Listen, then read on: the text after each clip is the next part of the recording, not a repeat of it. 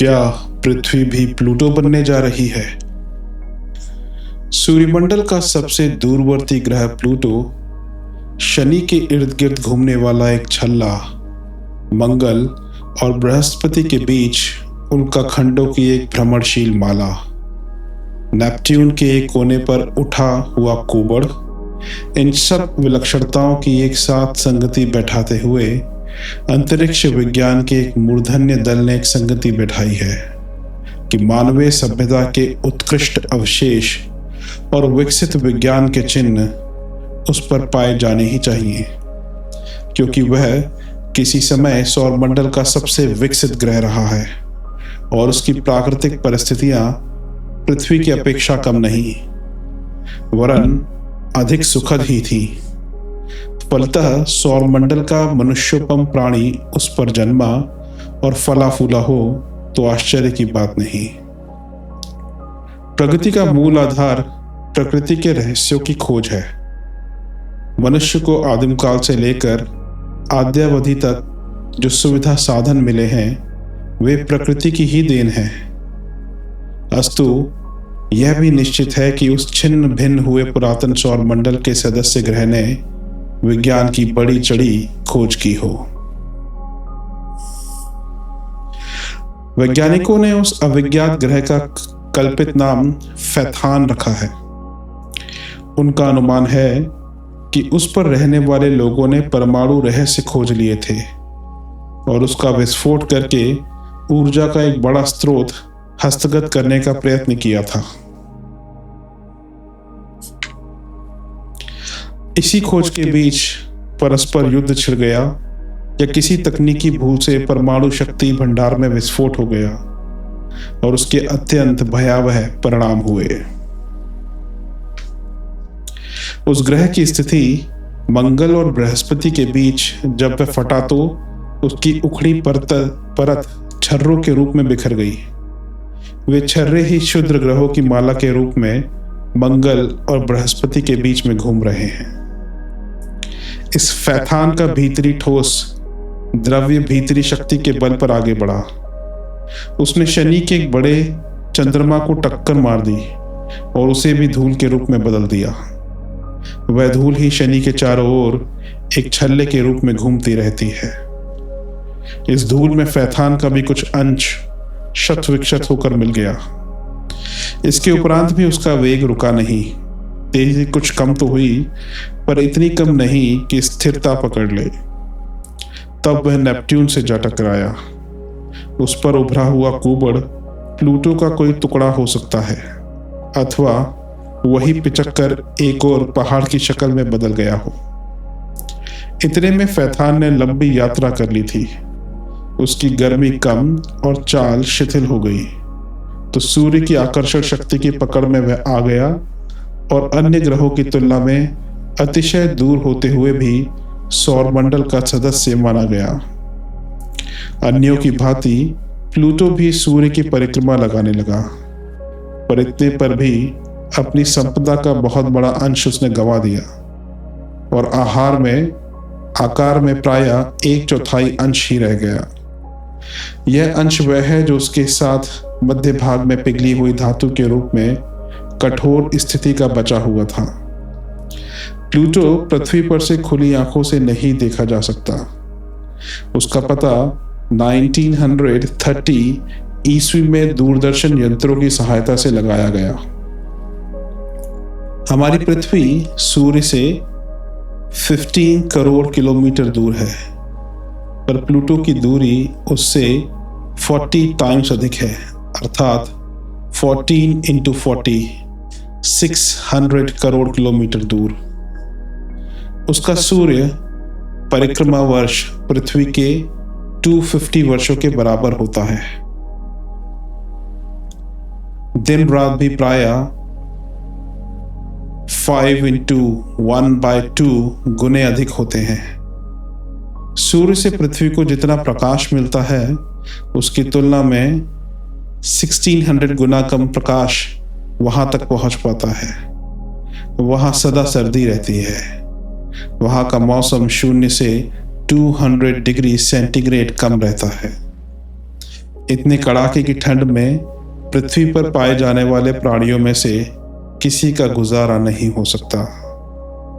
इतना दूर और इतना छोटा होते हुए भी पृथ्वी के वैज्ञानिक उस तक पहुंचने और वहीं पर संभावित मानवीय सभ्यता तथा वैज्ञानिक प्रगति का पता लगाने के लिए बहुत उत्सुक हैं। अंतर्ग्रही आवागमन की बात सोचने वालों के लिए सौरमंडल के एक सदस्य की खोजबीन असंभव नहीं होनी चाहिए। इतनी लंबी यात्रा पर मनुष्य का जाना और लौटना असंभव है, लेकिन स्व संचालित रॉकेट में संचालक रोबोट तथा उसके साथ खोजबीन के आवश्यक उपकरण भेजा जाना संभव है। रेडियो तरंगों द्वारा उसका संचालन भी पृथ्वी से हो सकता है। फैथान ग्रह जैसे सुविकसित ग्रह की ऐसी दुर्दशा कैसे हुई? इसका कारण वैज्ञानिक एक ही बताते हैं कि उन लोगों ने अणुशक्ति का उपयोग जानबूझकर युद्ध के रूप में किया होगा, अथवा किसी भूल से वह शक्ति भंडार अनायास ही फट पड़ा होगा। उसका परिणाम यही हो सकता था जो होकर रहा। आज के पृथ्वी निवासी भी उसी आग से खेल रहे हैं। वैज्ञानिक अपरिमित शक्ति के अणु आयुध तैयार कर रहे हैं और शासनाध्यक्ष उनके विपुल भंडार जमा कर रहे हैं। आत्मरक्षा का बहाना भर किया जाता है। वस्तुतः यह प्रयास प्रतिपक्षी को नष्ट करके उसकी भूमि तथा संपदा हथियाने लेने भर का होता है। यह मनोरथ जो भी कर रहे हों, उन्हें इतिहास से शिक्षा लेनी ही चाहिए। अब जापान की तरह एक पक्षीय हमला नहीं हो सकता। सामने वाला प्रतिशोध की सामग्री से सुसज्जित होने के कारण चूकेगा क्यों ही? वह भी प्रत्याक्रमण करेगा। आगामी लड़ाई ऐसी नहीं होगी जिसमें कुछ मरे कुछ बच जाए। होना है तो सर्वनाशी होगा, और इस सुंदर धरती का समुन्नत सभ्यता का हाल उसी प्रकार का होगा जैसा कि तथाकथित फैथान का हुआ था। उसने अनेक विपन्नताएं सौरमंडल में उत्पन्न की और स्वयं सबसे पिछली पंक्ति में दयनीय स्थिति में जा बैठा। अगर परमाणु युद्ध हुआ तो पृथ्वी का भी ऐसा ही दुर्भाग्य भरा अंत होना निश्चित है। समय भविष्य की ओर ही नहीं चलता, भूतकाल की ओर भी लौटता है। आवश्यक नहीं कि जो बात एक समय सही मानी जाती है वही दूसरे समय भी उसी प्रकार मानी जाती रहे। इसी प्रकार यह भी आवश्यक नहीं कि जिस बात को आज अप्रामाणिक माना जाता है उसे भविष्य में भी वैसा ही समझा जाए। उदाहरण के लिए, अपने समय के सुप्रसिद्ध वैज्ञानिक गैलीलियो ने ब्रह्मांडीय गुरुत्वाकर्षण का सिद्धांत मानने से इनकार किया था। वे पृथ्वी की आकर्षण शक्ति को तो मानते थे, पर यह स्वीकार नहीं करते थे कि ग्रह पिंड की आकर्षण शक्ति दूसरों को भी प्रभावित करती है, और इसी आधार पर वे एक दूसरे के साथ बंधे हुए हैं। न्यूटन तक ने ग्रहों के आपस में बंधे रहने वाले गुरुत्वाकर्षण को बहुत पीछे और बड़ी कठिनाई के बाद स्वीकार किया था, पर आज वे विरोध ठंडे पड़ गए और ग्रहों के बीच गुरुत्वाकर्षण की बंधन श्रृंखला की वास्तविकता स्वीकार करने में किसी को कोई आपत्ति नहीं है। मात्र एक महत्वपूर्ण खोज किस तरह विज्ञान में कई प्रतिष्ठित मान्यताओं को गलत सिद्ध कर देती है, यह सुविदित तथ्य है।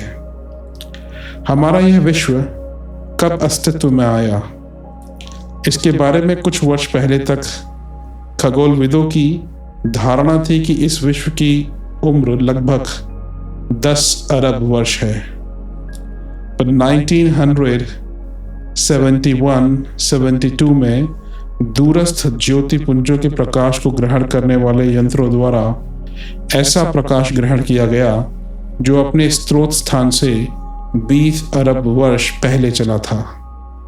इससे स्पष्ट हुआ कि ये विश्व कम से कम 20 अरब वर्ष पुराना है। इसी से यह भी स्पष्ट है कि कोई भी नई जानकारी किसी भी क्षण इस मान्यता को लांघ सकती है कि विश्व सचमुच कितना पुराना तथा कितना बड़ा है। यह अज्ञात एवं अनिश्चित है। इस समय विश्व की उत्पत्ति के बारे में वैज्ञानिकों की मुख्य परिकल्पनाएं ये हैं। एक परिकल्पना के अनुसार अरबों वर्ष पूर्व संपूर्ण विश्व का द्रव्य एक पुंजीभूत महापिंड के रूप में था। नाभिकीय कणों का सघनीकरण किया जाए तो एक पॉजिटिव सेंटीमीटर स्थान में करोड़ों टन द्रव्य समा सकता है। इसलिए संपूर्ण विश्व द्रव्य का महापिंड में सनिघनीकरण संभव है। एक परिकल्पना के अनुसार अरबों वर्ष पूर्व संपूर्ण विश्व का द्रव्य एक पुंजीभूत महापिंड के रूप में था। नाभिकीय कणों का सघनीकरण किया जाए तो एक घन सेंटीमीटर स्थान में करोड़ों टन द्रव्य समा सकता है। इसीलिए संपूर्ण विश्व द्रव्य का महापिंड में सघनीकरण संभव है। इस महापिंड का विस्फोट हुआ और विस्तार होने लगा। उसी से मंदाकिनियां निहारिकाएं बनी, ग्रह नक्षत्र बने और यह विस्तार अभी भी जारी है। इसकी पुष्टि इस तथ्य से होती है कि दूरस्थ आकाश गंगाएं हमसे लगातार दूर भाग रही हैं। उनमें पृथ्वी से दूर हटने की गति पृथ्वी से उनकी दूरी के अनुपात में है। इससे स्पष्ट है कि ब्रह्मांड का विस्तार हो रहा है। मंदाकिनियों के लगातार दूर भागने की बात की पुष्टि विख्यात वैज्ञानिक प्रोफेसर फ्रेड हॉयल के एक परीक्षण से हुई थी। सुदूरस्थ आकाश गंगाओं से पृथ्वी तक आने में प्रकाश तरंगों का कंपन बढ़ जाता है। दूर से आने वाले प्रकाश का झुकाव वर्णपट प्राप्त करने पर नीले रंग की ओर होता है और दूर जाने वाले प्रकाश स्रोत के प्रकाश का झुकाव लाल रंग की ओर होता है।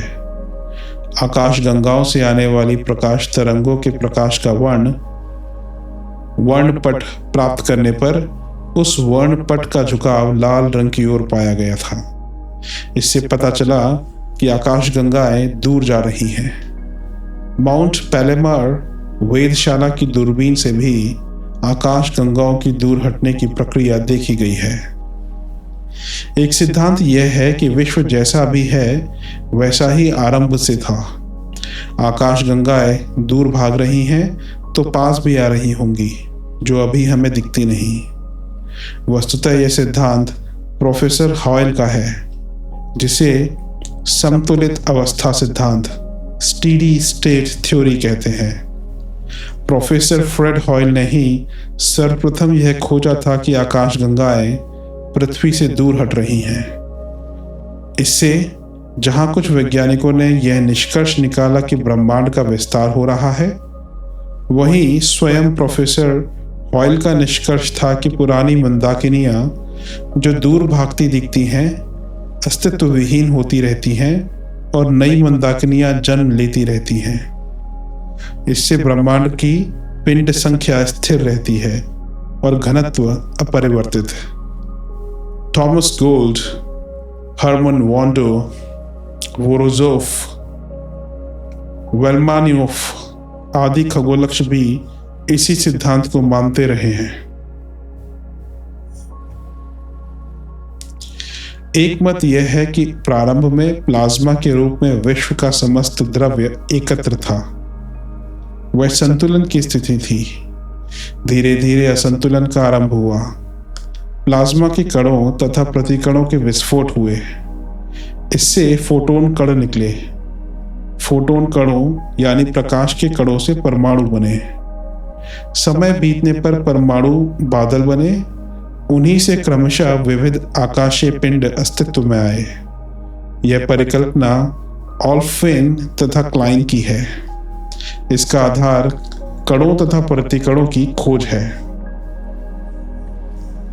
कणों तथा प्रतिकणों के ही आधार पर द्रव्य और प्रतिद्रव्य की धारणा परिकल्पित की गई है।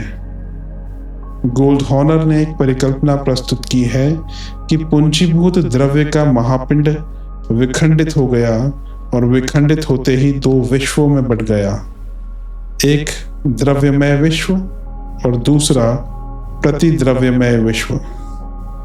गोल्डहॉर्नर व अन्य कुछ वैज्ञानिक एक सर्वथा भिन्न प्रतिद्रव्यमय विश्व की परिकल्पना करते हैं, तो कुछ वैज्ञानिकों के अनुसार इसी ज्ञेय विश्व में प्रतिद्रव्य वाली आकाशगंगाएं अस्तित्व में हैं, किंतु हमें उनका ज्ञान अभी संभव नहीं, क्योंकि हम तो मात्र आकाशीय पिंडों से उत्सर्जित विकिरण द्वारा ही उन पिंडों के बारे में जान पाते हैं, और द्रव्य तथा प्रतिद्रव्य का विकिरण एक जैसा ही होता है, इसलिए हम उसे अलग से पहचानने में असमर्थ हैं।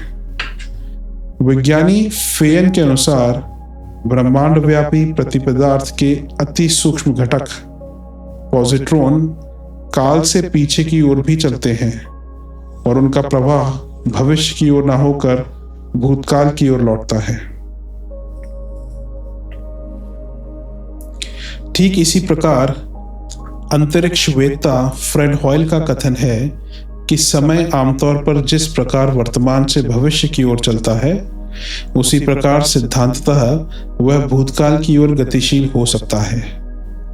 अंतरिक्ष विज्ञान के शोधकर्ता इस तथ्य का समर्थन कर रहे हैं कि अपने सौरमंडल में तो नहीं, पर अनंत आकाश में ऐसे कितने ही ग्रह हैं जो पदार्थ से नहीं प्रतिपदार्थ से बने हैं। वहां भरे हुए परमाणुओं को टैक्हियोन नाम दिया गया है। उनकी चाल प्रकाश से भी तीव्र तथा गति भविष्य की ओर ना होकर भूतकाल की ओर चल रही है। साधारणतः हम वर्तमान को भविष्य के साथ जोड़ते हैं, भविष्य की तैयारी के लिए वर्तमान को नियोजित करते हैं। कल्पनाएं और योजनाएं भविष्य निर्धारण के लिए जुटी रहती हैं। आकांक्षाओं की पूर्ति आगे चलकर होने की ही बात सोची जाती है और उसी पर विश्वास किया जाता है। अपनी परिस्थितियों में यही संभव भी है। जल की धारा जिस दिशा में बह रही हो, हवा जिस ओर उड़ रही हो, उसी में प्रगति की उपलब्धियों की आशा करना सहज स्वाभाविक है। भूतकाल से तो इतना ही लाभ लिया जाता है कि उसके आधार पर संग्रह किए गए अनुभवों से लाभ उठाया जाए और भावी गतिविधियों के निर्धारण में उनका ध्यान रखा जाए। मीठी कड़वी स्मृतियां संजोए रहकर उनके दृश्य चित्रों से अटखेलियां करते रहने के अतिरिक्त और कोई बड़ा प्रयोजन उनके द्वारा सिद्ध नहीं किया जा सकता। तथ्य इससे भिन्न भी है। समय की गति पीछे की दिशा में लौट सकने की बात आज तो ठीक से समझ में भी नहीं आती और उस पर विश्वास करने को भी जी नहीं करता। इतने पर भी तथ्य तो अपने स्थान पर बने ही रहेंगे। अन्य प्राणी वर्तमान तक ही सीमित रहते हैं। उनकी भविष्य कल्पना आज का आहार पाने के संबंध में कुछ अनुमान लगा सकती है। वे हमारी तरह भविष्य कल्पना नहीं कर सकते। ठीक इसी प्रकार हम भी भूतकाल की कुछ अधिक प्रभावोत्पादक घटनाओं की स्मृति तक ही सीमित रहते हैं। यदि भविष्य कल्पना में भूतकाल के अनुभव अपना समुचित योगदान दे सकें, तो भविष्य निर्धारण सही भी होगा और सरल भी। किंतु भूत के अनुभवों का लाभ तो हम यत्किंचित ही उठा पाते हैं। मोटर और रेलगाड़ी प्रायः आगे की ओर ही चलती है, पर उन्हें पीछे की दिशा में लौटाते हुए भी कोई विशेष कठिनाई नहीं होती।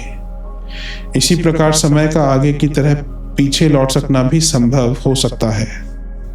आमतौर से नदी में प्रवाह की दिशा में ही तैरा और बहा जाता है, किंतु कुशल तैराक के लिए यह भी संभव है कि वह उल्टी दिशा में धारा को चीरता हुआ तैर सके। विज्ञान ने तथ्यों के आधार पर यह सिद्ध किया है कि भूत भी सर्वथा लुप्त नहीं हो जाता। वह मस्तिष्क में स्मृति पटलों की तरह धुंधला भर हुआ होता है, अपना अस्तित्व बनाए ही रहता है। विज्ञान ने तथ्यों के आधार पर यह सिद्ध किया है कि भूत भी सर्वथा लुप्त नहीं हो जाता। वह मस्तिष्क में स्मृति पटलों की तरह धुंधला भर होता है, पर अपना अस्तित्व बनाए ही रहता है। इसी प्रकार भूत गुजर भले ही गया है, पर उसका अस्तित्व इस ब्रह्मांड में अपनी सत्ता अक्षुण्ण रखे हुए है। राम और हनुमान के शरीर अब नहीं रहे, पर उनका व्यक्तित्व और कर्तृत्व अभी भी इस संसार में मौजूद है। यदि कोई मार्ग खोजा जा सके तो हम उल्टी दिशा में तैरने वाले तैराक की तरह उन महामानवों के संपर्क का उसी प्रकार लाभ उठा सकते हैं जैसा कि उनके सहचर उठाया करते थे। देव भक्ति का मूल सर्वविदित है, पर हम भूत भक्ति में निष्णांत हो सकें, भूत विद्या सिद्ध कर सकें, तो उसका लाभ भी कम नहीं है। कहते हैं तुलसीदास को किसी भूत ने ही हनुमान और राम से उनका मिलना संभव बताया था। वही भूत हमें कृष्ण के मुख से गीता सुनने का आनंद दिला सकता है। यहाँ पर भूत का मतलब पास्ट ट्रैवल से है। तत्वदर्शी ऋषियों के आश्रमों में निवास करने से लेकर पृथ्वी की जन्म कथा देखने तक हमारे लिए वह सब संभव हो सकेगा जो भविष्य की सुखद संकल्पनाओं से भी अधिक सुखद, उत्साहवर्धक एवं उपयोगी है।